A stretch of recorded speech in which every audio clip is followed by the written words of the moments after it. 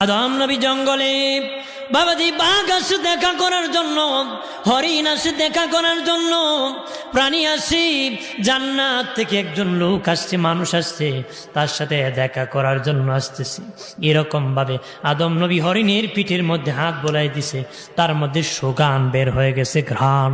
জঙ্গলে যখন গিয়েছে বাবা, ঘ্রাণ ভরে গিয়েছে জঙ্গল। অন্য হরিণরা ডেকে বলে, হরিণ কি মাকলারি, ওই ঘ্রাণ কোথা থেকে পাইলা?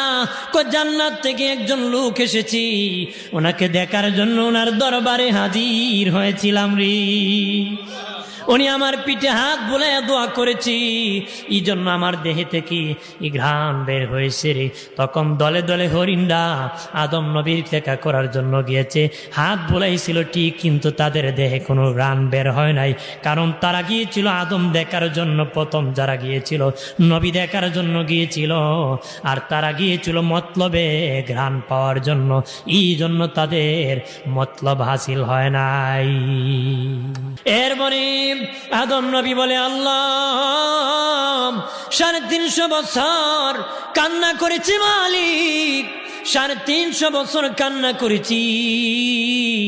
আমি যখন আর জান্নাতে ছিলাম তখন তোমার আরশের মধ্যে, জান্নাতের মধ্যে দেখেছি তোমার নামের পাশে মুহাম্মাদুর রাসূলুল্লাহ নাম লিখিত, নিশ্চিত উনি তোমার হাবিবুল্লাহ মুহাম্মাদুর রাসূলুল্লাহ।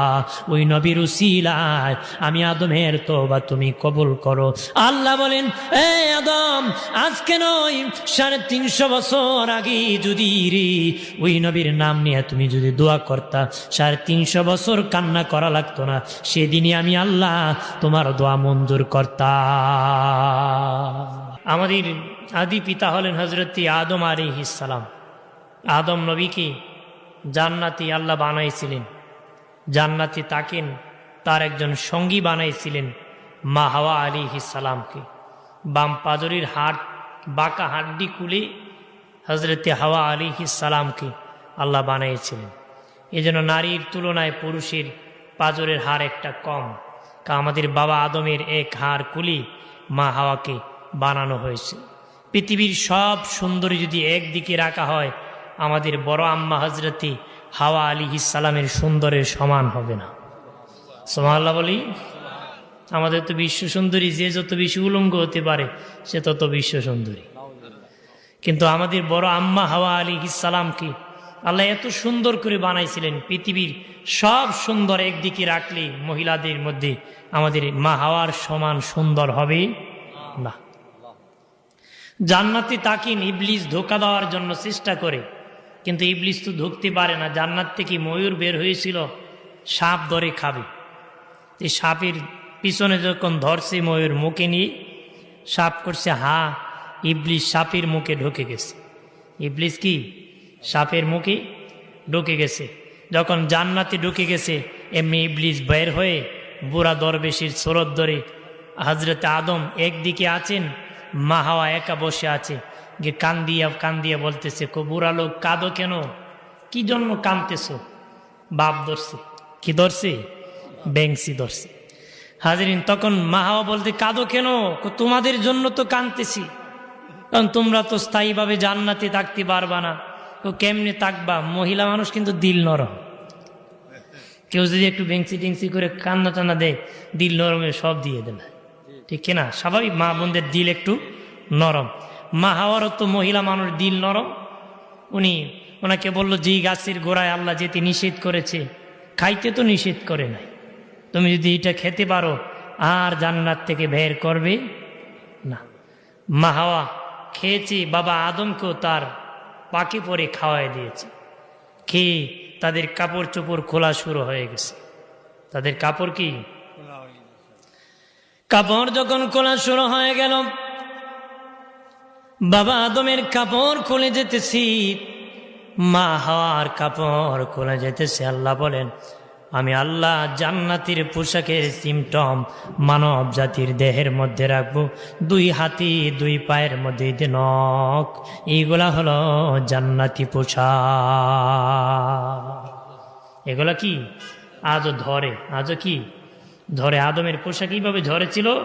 এমন জুমার কাজ নখ কাটা, গুফ কাটা, মুছ কাটা।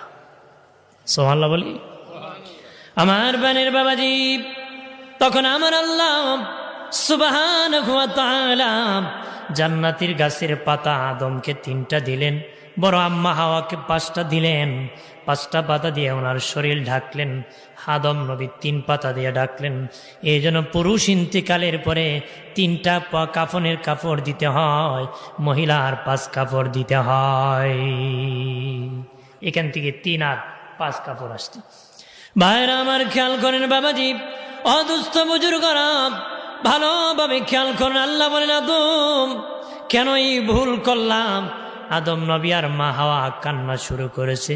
আল্লাহ বলেন, তোমরা 5 জন আমার জান্নাত থেকে বের হয়ে যাও। 5 জন কি? সাপ, ময়ূর, শয়তান, আদম, হাওয়া। এই হলো 5 জন। আল্লাহ বলেন, তোমরা 5 জন আমার জান্নাত থেকে বের হয়ে যাও। আউযু বিল্লাহি মিনাশ শাইতানির রাজিম। মানে আমরা বিতাড়িত শয়তান হইতে আল্লাহর কাছে আশ্রয় চাই। কিসের থেকে বিতাড়িত?